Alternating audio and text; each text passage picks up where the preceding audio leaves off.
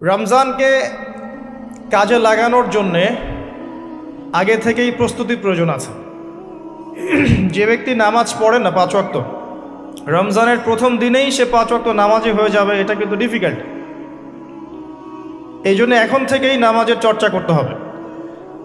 রমজানে কয়েকটা কাজ খুব বেশি বেশি গুরুত্ব দিয়ে করবেন। 1 নাম্বার, জামাতের সাথে 5 ওয়াক্ত সালাত পারা যাবে ইনশাআল্লাহ। 2 নাম্বার, নিজের মালের জাকাত দিয়ে দিবেন। এটা কি ব্যবসায়িক সমিতির উদ্যোগে প্রোগ্রাম? নিজেদের মালের জাকাত হিসেব করে মুফতি সাহেবদের কাছে যাবেন, কওমি ওলামায়ে কেরামের কাছে যেতে পারেন, গিয়ে জাকাতের আপনার নিসাব হিসাব করে নেবেন যে আপনার কতটুকু জাকাত এসেছে, এবং এটা দেওয়ার সবচেয়ে উত্তম সময় হচ্ছে রমাদান মাস। জাকাতগুলো দিয়ে দিবেন, আল্লাহ পাক তৌফিক দান করুন। সাদাকাতুল ফিতর দিবেন রমজান মাসে। তারাবির সালাত অবশ্যই অ্যাটেন্ড করবেন, তারাবির সালাত মিস করবেন না। পরিবারের ব্যক্তিদেরকে একসাথে নিয়ে ইফতার করবেন, আলাদা আলাদা করে করবেন না। বেশি থেকে বেশি মানুষকে ইফতার করাবেন, সামাজিকভাবে, রাষ্ট্রীয়ভাবে, সংগঠনের উদ্যোগে বা ব্যক্তিগত পর্যায়ে বেশি থেকে বেশি মানুষকে ইফতার করাবেন। এবং কোরআনুল কারীমকে বেশি সময় দিবেন। প্রতিদিন অন্ততপক্ষে 1 পারা করে তেলাওয়াত পড়বেন। যারা হাফেজ কোরআন তারা পুরো কোরআন হিফজ আবার চর্চা করবেন। যারা আরও বড় লেভেলে আছেন, কোরআন গবেষণা করবেন। 5 ওয়াক্ত নামাজের পরে একটা করে হাদিস পড়ার চেষ্টা করবেন মসজিদের মধ্যে। আসর থেকে মাগরিব এই সময়টুকুর মধ্যে, আসরের নামাজের পরে মসজিদ ভিত্তিকভাবে দার্সের ব্যবস্থা করবেন, তালিমের ব্যবস্থা করবেন। 30 দিন 30টা আলাদা আলাদা টপিকে কথা হবে, জনগণ জানতে পারবে। পারা যাবে? ব্যবসায় এই মাসে খুব বেশি লাভের চেষ্টা করবেন না, পরকালীন লাভের চেষ্টা করবেন। সিন্ডিকেট করে দ্রব্যমূল্যের দাম বাড়িয়ে দিবেন না। চেষ্টা করবেন মানুষকে আরও সহজ করে দেওয়ার জন্য। যারা খাবারের ব্যবসা করেন, রমজান মাসে বেশি বেশি মানুষকে খাবার খাওয়াবেন, আল্লাহ বরকত দিবে ইনশাআল্লাহ। কাপড়ের ব্যবসা করেন, বেশি থেকে বেশি মানুষকে কাপড় দান করবেন রমজান মাসে। রমজানে মুসলিমদের নিত্য প্রয়োজনীয় যে দ্রব্যগুলো আছে, এগুলো যারা বিক্রি করেন তাদের প্রতি অনুরোধ থাকবে যে কৃত্রিম সংকট সৃষ্টি করে দাম বাড়াবেন না, বরং মানুষের জন্য সহজ করে দিবেন। আল্লাহ আপনার রিজিকে বরকত দিবে ইনশাআল্লাহ। বিশ্বের প্রায় প্রতিটা মুসলিম কান্ট্রিতেই রমজান মাসে দ্রব্যমূল্যের দাম নিয়ন্ত্রণে থাকে, কমে যায়, ইল্লাল বাংলাদেশ ছাড়া। কিন্তু আমরাই 90% মুসলিমের দেশ। এই মাস লাভের মাস, পরকালীন লাভের মাস, দুনিয়ার লাভের মাস নয়। বরং রমজান আসার আগেই পুরো মাসের বাজার এবং ঈদের শপিং করে ফেলে দিবেন। রমজান মাসে বেশি বেশি মার্কেটে যাবেন না, এবং স্ত্রী সন্তানদেরকেও বেশি বেশি মার্কেটে যেতে দিবেন না। বরং এই মাসে পর্দা আরও বজায় রাখার চেষ্টা করবেন। রাস্তার মোড়ে মোড়ে যে হোটেলগুলো থাকে, ঘোমটা হোটেল, এই হোটেলের মালিকদের প্রতি নসিহত থাকবে যে আল্লাহকে ভয় করেন। হোটেলের বাইরে লিখে দিবেন, মুসলিমদের জন্য খাওয়া আমার হোটেলে জায়েজ নাই। এটা করবেন, ঘোমটা না দিয়ে ওখানে লিখে দিবেন যে আপনি মুসলিম হয়ে থাকলে আল্লাহকে ভয় করুন, আমার হোটেলে মুসলমানদের জন্য আলাদা করে খাওয়ার কোনো জায়গা নাই রোজা রাখা অবস্থায়। সেলুনে আছেন যারা, সেলুনে লিখে দিবেন রমজান মাসে আমি দাড়ি কাটি না, কমপক্ষে লিখে দিবেন যে আমার দোকানে দাড়ি শেভ করা হয় না। রমজান মাসে আল্লাহওয়ালা হয়ে যান, লাআল্লাকুম তাত্তাকুন, তাকওয়া অবলম্বন করতে হবে। কিছু টিপস বলে দিলাম। সবচেয়ে বড় কথা হচ্ছে মানসিক প্রস্তুতি। রমজান আসতে যাচ্ছে, একটা মানসিক প্রিপারেশন। এই রমজানের 30টা দিন আমি প্রত্যেকটা দিনকে কাজে লাগাবো।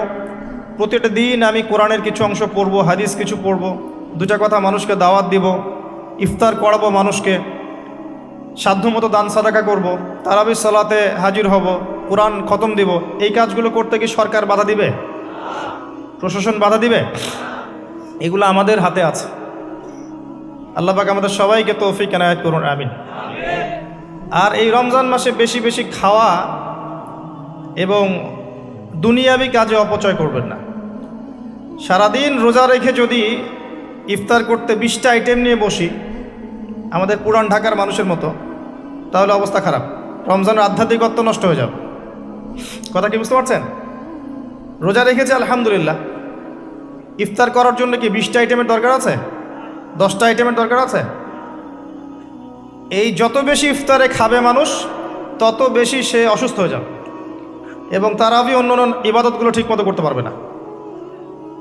আমাদের ক্ষেত্রে দেখা যায় যে সেহেরি আর ইফতারে আয়োজন দেখলে মনে হয় এটা আমার জীবনের শেষ খাওয়া হবে না। কথা বুঝতে পারছেন? তো এই স্বভাবগুলোকে চেঞ্জ করতে হবে। আল্লাহ পাক তৌফিক ইনায়েত করুন, আমিন। এবার আসেন, মেরাজে যাওয়ার আগে আমরা রাসূলুল্লাহ সাল্লাল্লাহু আলাইহি ওয়াসাল্লামের জীবনীর সামন থেকে আসতে চাই। আর আমি যে কথাটা বলতে চেয়েছিলাম সেটা হচ্ছে, রমজান আসার আগেই নবী সাল্লাল্লাহু আলাইহি ওয়াসাল্লামের জীবনী একবার পড়ে শেষ করবেন, ওয়াদা করেন। হাত উঁচু করেন, হাত নামান। সবচাইতে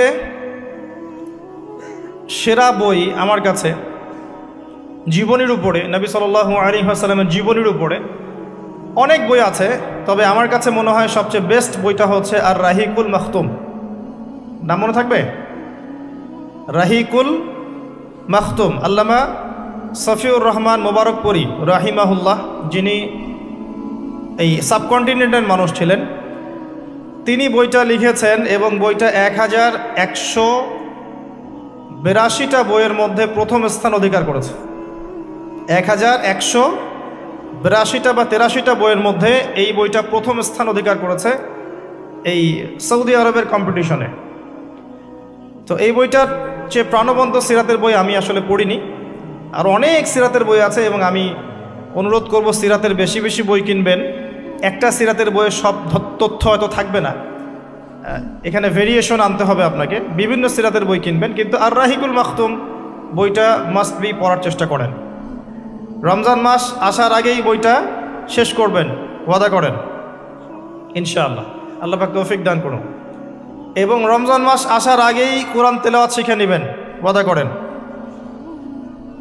আগামীকাল থেকেই প্রয়োজনে স্থানীয় মসজিদে যিনি ইমাম আছেন বা মুয়াজ্জিন সাহেব আছেন বা মাদ্রাসা শিক্ষকরা আছেন, তাদের কাছে যাবেন। 1 থেকে 2 মাসের বেশি সময় লাগার কথা না আপনার তাজবিদ শিখতে। সবার তো শিখলেই বিশুদ্ধ হয়ে যাবে না। পড়তে পড়তে পড়তে পড়তে একটা পর্যায়ে আপনার মুখের মধ্যে জড়তা আল্লাহ কাটিয়ে দিবে, তখন আপনি ইনশাল্লাহ ফ্লুয়েন্টলি পড়তে পারবেন। কিন্তু শিখতে, নিয়মকানুনগুলো শিখতে 1 থেকে 2 মাসের বেশি লাগার কথা না। আর আমি জানি আপনারা জীবনে অনেক কিছুই পড়েছেন, আপনারা জীবনে এসএসসি, এইচএসসি, অনার্স মাস্টার সব করেছেন, বিবি এমবিএ করেছেন, ডক্টরেট ডিগ্রি অর্জন করেছেন, মেডিকেল সায়েন্স পড়েছেন, কঠিন কঠিন সাবজেক্ট পড়েছেন, বাংলা সাহিত্য পড়েছেন, উপন্যাস পড়েছেন, শরৎচন্দ্র, বঙ্কিমচন্দ্র, হুমায়ুন আহমেদ সব পড়ে শেষ করে ফেলেছেন। রবীন্দ্র নজরুল তো শেষ আগেই। ইংরেজিতে অনার্স করছেন, ইকোনমিক্সে অনার্স করছেন, ম্যানেজমেন্ট পড়ছেন, অ্যাকাউন্টিং পড়ছেন, কঠিন সাবজেক্ট পড়ছেন, ফিজিক্স কেমিস্ট্রি পড়ছেন, বায়োলজি পড়ছেন, কিন্তু 1-2 মাস 3 মাসের মধ্যে আপনি কোরআন শিখতে পারবেন না, এটা আসলে বিশ্বাসযোগ্য নয়।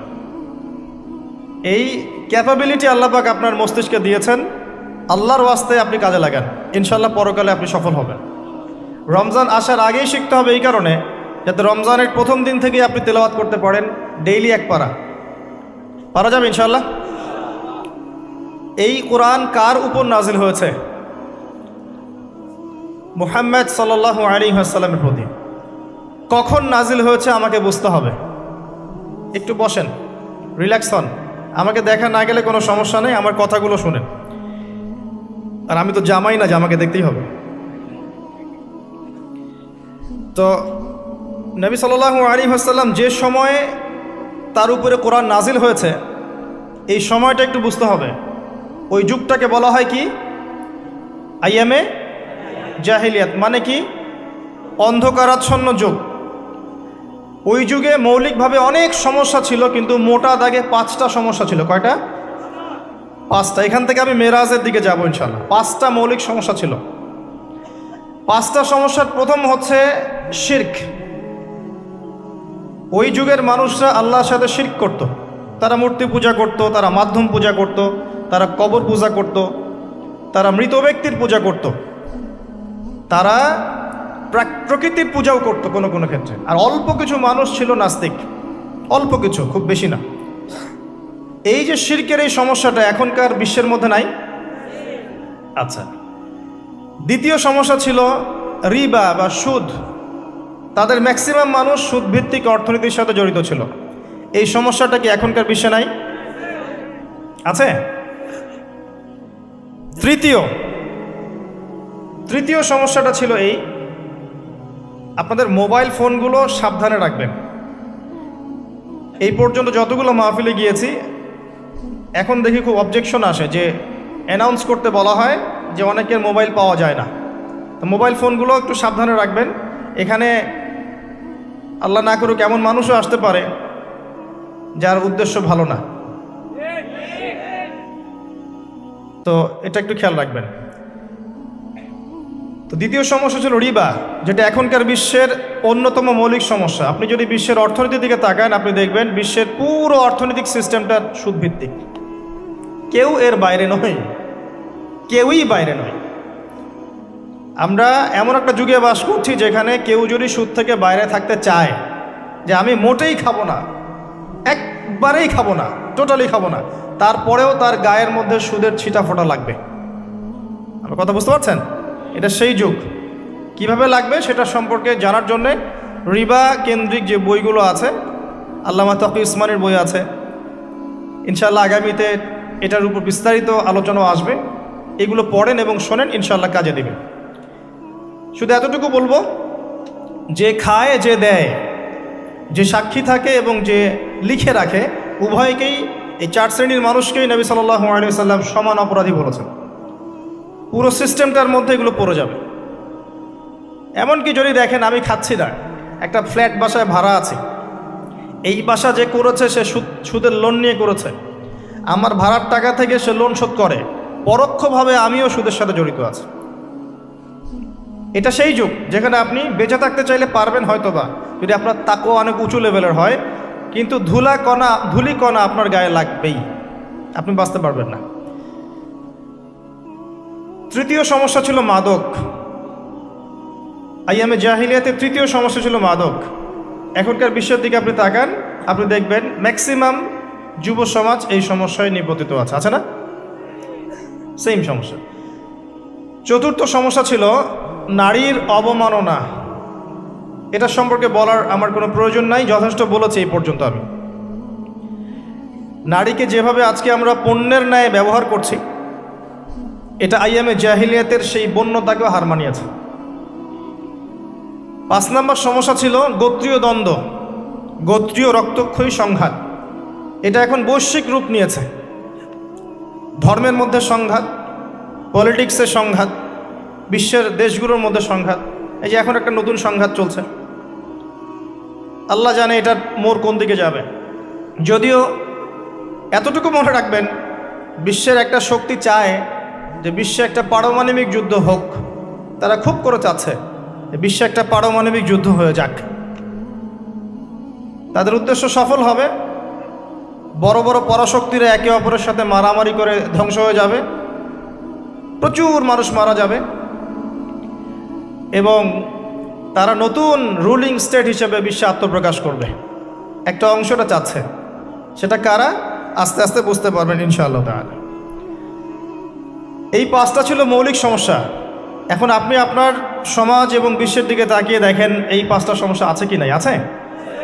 এরকম একটা যুগে জন্ম নিয়েছেন প্রিয় নবী মুহাম্মদুর রাসূলুল্লাহ সাল্লাল্লাহু আলাইহি ওয়াসাল্লাম। এরকম সমাজে থেকেও তিনি কখনো পাপের ধার কাছেও যান নাই। বলেন সুবহানাল্লাহ। এরকম একটা সমাজে থেকেও যখন তিনি নবী হননি, তখনও পাপের ধার কাছেও তিনি যান নাই। তিনি কখনো শিরক করেননি, কখনো মূর্তি পূজা করেননি, কখনো রিবা খাননি, আর বাকি বিষয়গুলো ধার কাছেও যাননি। বরং তিনি হিলফুল ফুজর তৈরি করেছিলেন যাতে করে সমাজের এই অসঙ্গতিগুলো দূর করা যায়। এটা তো আপনারা জানেন। এরপর তিনি নবী হলেন 40 বছর বয়সে। প্রথম কোন আয়াত নাজিল হয়েছিল? সূরা আলাকের প্রথম 5 আয়াত আল্লাহ পাক প্রথমে পড়তে বলেছেন, ইকরা বিসমি রাব্বিকাল্লাযী খালাক। খালাকাল ইনসানা মিন আলাক ইকরা ওয়া রাব্বুকাল আকরাম আল্লাযী আল্লামা বিল কলম আল্লামাল ইনসান মা লাম ইয়ালাম। এখানে প্রথম কথাটা হচ্ছে পড়ুন। আল্লাহ পাক প্রথমে বললেন না সুদ খেও না, শিরক করো না, মাদক সেবন করো না, জেনার ধার কাছেও যেও না। আল্লাহ পাক এগুলো কিছুই বললেন না। এমনকি আল্লাহ এটাও বললেন না সুবহানাহু ওয়া তাআলা যে নামাজ আদায় করো, যাকাত দাও, রমজান মাসে সাওম রাখো। আল্লাহ পাক কি বললেন? পড়ুন। আপনার জীবনের প্রথম ফরজ হচ্ছে পড়াশোনা করা। আমাদের জীবনের প্রথম ফরজ হচ্ছে পড়াশোনা করা। যে যত বেশি কনস্ট্রাকটিভ সিলেবাসে পড়াশোনা করবে তার অন্তর্দৃষ্টি তত বেশি সুদূর প্রসারী হবে ইনশাআল্লাহ তাআলা, এবং তার আমল আরও সুন্দর হবে, তার ব্যবহার সুন্দর হবে, চরিত্র সুন্দর হবে, তার মনুষ্যত্ব ভালো হবে। তার দ্বারা সমাজ, দেশ, রাষ্ট্র, উম্মাহ ভালো কিছু পাবে ইনশাআল্লাহ। অশিক্ষিত মূর্খ জনগণকে দিয়ে রাষ্ট্রের কোনো কাজ নাই, আছে? তবে শিক্ষাটা হতে হবে এমন জ্ঞান, ইকরা বিসমি রাব্বিকাল্লাযী খালাক। পড়ুন আপনার সেই রবের নামে যিনি আপনাকে সৃষ্টি করেছেন। যে জ্ঞান আপনাকে আপনার স্রষ্টা, ওদের ভাষা ব্যবহার করে বলছি, আপনার ইলাহ আল্লাহর দিকে নিয়ে যাবে, সেটাই প্রকৃত জ্ঞান। যে জ্ঞানটা আপনাকে আল্লাহ থেকে দূরে সরাচ্ছে দিন দিন, এটা জ্ঞান নয়, এটা জাহেলিয়াত। আমি কি বুঝাতে পারছি? এবার আপনি চিন্তা করে দেখেন যে আপনার জ্ঞানটা আপনাকে কি আল্লাহর দিকে নিয়ে যাচ্ছে নাকি আল্লাহ থেকে দূরে সরাচ্ছে। এরপরে আপনি চিন্তা করবেন আপনি প্রকৃত জ্ঞানী কিনা। কেউ যদি অক্সফোর্ড, কেমব্রিজ, হার্ভার্ড থেকে পাশ করে আসে, এসে বলে যে পর্দা এটা সেকেলে প্রথা, ওই যুগে চলতো এই যুগে চলে না, এই ব্যক্তিকে আমরা জ্ঞানী বলতে পারি না। কেউ যদি বাইরে থেকে বড় ডিগ্রি এসে বলে যে ইসলাম আসলে এই যুগে চলে না ওই যুগে চলতো, সুদের মধ্যেই আছে অগ্রগতি আর প্রগতি, ফ্রি মিক্সিং ভালো জিনিস, ছেলে মেয়ে একসাথে পথ চলবে, খারাপ কিছু না, মাদকদ্রব্য খাওয়াই যায়, মানুষ মাদকদ্রব্য খেলে ভালো কাজ করার উৎসাহ পাবে, সমকামিতা একটা বাক স্বাধীনতা, ব্যক্তি স্বাধীনতা, এরকম কথাবার্তা যদি কেউ বলে বা আল্লাহর হালালগুলোকে হারাম করে দেয়, হারামগুলোকে হালাল করে নেয়, এই ব্যক্তি বা এই সম্প্রদায়কে আমরা জ্ঞানী বলতে পারি না। কারণ তাদের জ্ঞান তাদেরকে আল্লাহ থেকে দূরে সরিয়ে দিয়েছে। ইকরা বিসমি রাব্বিকাল্লাযী খালাক। পড়ুন আপনার সেই রবের নামে যিনি আপনাকে সৃষ্টি করেছেন। খালাকাল ইনসানা মিন আলাক, যিনি মানুষকে সৃষ্টি করেছেন জমাট বাঁধা রক্তপিণ্ড থেকে। ইকরা ওয়া রাব্বুকাল আকরাম, পড়ুন আপনার রব মহামান্বিত। আল্লাযী আল্লামা বিল কলম, যিনি আপনাকে কলম দ্বারা জ্ঞান শিক্ষা দিয়েছেন। মানুষ জ্ঞান অর্জন করতে পারেনি প্রথমে, আল্লাহ মানুষকে জ্ঞান শিখিয়েছেন। এটাকে বিশ্বাস করেন?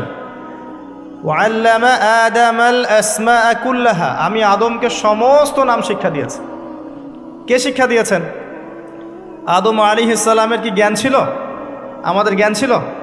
আল্লাহ শিখিয়েছেন। আল্লামাল ইনসান মা লাম ইয়ালাম, মানুষকে সেই জ্ঞান শিক্ষা দিয়েছেন যা মানুষ জানতো না। এই আয়াত নিয়ে নবী সাল্লাল্লাহু আলাইহি ওয়াসাল্লামের নবুয়তের জিন্দেগি শুরু হলো। কত বছর জিন্দেগি ছিল নবুয়তের জিন্দেগি? বলতে পারবেন? 23 বছর। 23 বছর। আমরা কিন্তু লেকচারের শেষে একটা কুইজ কন্টেস্ট করব ইনশাআল্লাহ।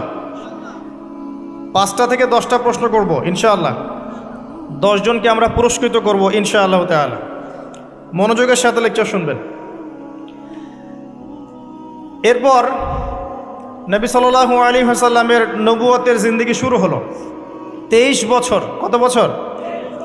তার মধ্যে প্রথম 13 বছর হচ্ছে মক্কায়, আর পরের 10 বছর কোথায়? মদিনায়। খুব সংক্ষিপ্ত আকারে বলছি, প্রথম 3 বছর নবী সাল্লাল্লাহু আলাইহি ওয়াসাল্লাম গোপনে দাওয়াত দিয়েছেন। কিভাবে? একদম গোপনে গোপনে। প্রথমে বাড়ির লোকজনকে, তারপর নিকট আত্মীয় যারা তাদেরকে, তারপর যাদের সাথে সম্পর্ক ভালো ক্লোজ তাদেরকে, এরপর আস্তে আস্তে আমভাবে। এটাই দাওয়াতি কাজের সুন্নাহ। এরপর 4র্থ থেকে 10ম এই সময়টুকুতে তিনি প্রকাশ্যে দাওয়াত শুরু করেছিলেন, তার সম্প্রদায়কে দাওয়াত দিলেন, যারা তার কথা বিশ্বাস করলো না, বেশিরভাগ মানুষই কুফরি করলো, বরং তারা ইসলাম যারা কবুল করেছে এদের উপরে নির্যাতন শুরু করলো। নির্যাতনের মাত্রা দিন দিন বাড়তে থাকলো। যখন হামজাহ এবং ওমর রাদিয়াল্লাহু আনহুমা তাদের মতো কিছু সাহাবী ইসলাম কবুল করলেন, ইসলাম তখন শক্তিশালী হওয়া শুরু করল। তারপরেও নির্যাতনের মাত্রা বাড়তে থাকলো। এক পর্যায়ে সাহাবীরা হিজরত করলেন আবিসিনিয়ায়। কোথায়? আবিসিনিয়ায়। প্রথম হিজরত মদিনায় হয়নি, প্রথম হিজরত আবিসিনিয়ায়। এটা হচ্ছে ইথিওপিয়ার পাশে, এখনকার মানচিত্রে ইরিত্রিয়া নামে একটা জায়গা আছে। দেখেছেন কখনো? বিশ্বের ম্যাপ দেখেছেন কখনো? বিসিএস কোচিং যারা করছেন তাদের তো জানার কথা। এই ইরিত্রিয়া ছিল সেই জায়গা যেখানে হিজরত করেছিলেন সাহাবীরা। সেখানে একজন বাদশাহ ছিলেন, তার নাম বাদশাহ নাজাশী। তিনি একজন খ্রিস্টান ছিলেন, কিন্তু ভালো খ্রিস্টান ছিলেন, সৎ। তিনি মুসলিমদেরকে আশ্রয় দিয়েছিলেন এবং তার রাজ্যে মুসলিমরা নিরাপদে ছিল, বসবাস করেছে দীর্ঘদিন। পরবর্তীতে এই বাদশাহ নাজাশী ইসলাম কবুল করে মুসলিম হন। মারা গেলে নবী সাল্লাল্লাহু আলাইহি ওয়াসাল্লাম তার গায়েবানা জানাজার নামাজও পড়েছেন।